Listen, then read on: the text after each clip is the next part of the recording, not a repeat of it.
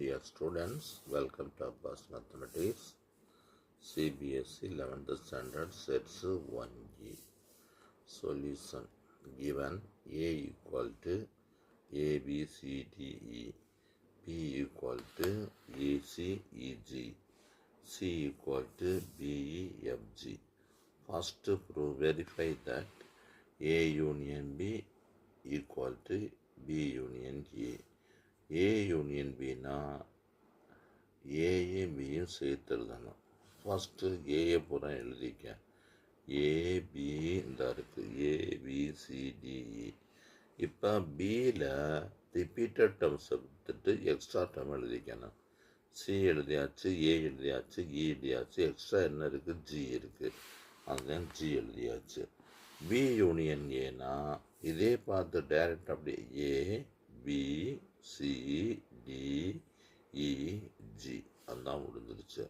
From 1 and 2 we get A union B equal to B union A, hence verified.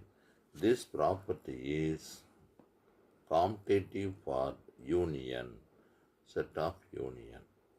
அதே மாதிரி A union C, C union A கேட்டிருக்கு. ஏக்கும் சிஐக்கும் சேர்த்து எழுத வேண்டியது தான். ஏபிசிடி இதில் சியினுடைய வேல்யூ இந்த இருக்குது. சியினுடைய வேல்யூ பார்த்தீங்கன்னா இந்த இருக்குது. ஏபிசிடி எழுதியாச்சு.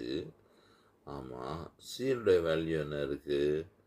சியினுடைய வேல்யூ பி ஆல்ரெடி எழுதியாச்சு, டி ஆல்ரெடி எழுதியாச்சு, எஃப்ஜி அது மட்டும்தான் எழுதணும். அதனால் இந்த பற்றியெல்லாம் எஃப்ஜி எழுதியாச்சு.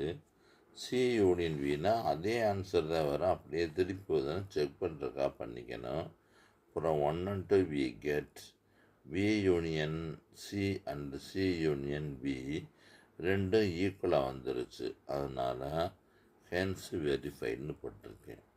இதே மாதிரி அடுத்து பாருங்கள், A intersect B equal to B intersect ஏ.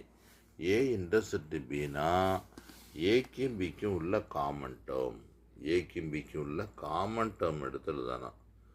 ஏக்கும் பிக்குள்ள காமன் டேர்ம் ஏசிஇ கிடச்சிருக்கு. பிக்கும் ஏக்கும் உள்ள காமன் டேர்ம் ஏசிஇ கிடச்சிருக்கு. அப்போ ரெண்டையும் கம்பேர் பண்ணி பார்க்கும்போது ரெண்டும் ஈக்குவலாக வந்துருச்சு. ஈக்குவலாக வந்துச்சுன்னா என்ன அர்த்தம்? காம்படேட்டிவ் ப்ராப்பர்ட்டிஸ் வெரிஃபைன்னு அர்த்தம். இதான் காம்படேட்டிவ் ப்ராப்பர்ட்டி. அதுக்கு அடுத்து பாருங்கள், B intersect C equal to C intersect B. பிக்கு சிக்கும் காமன்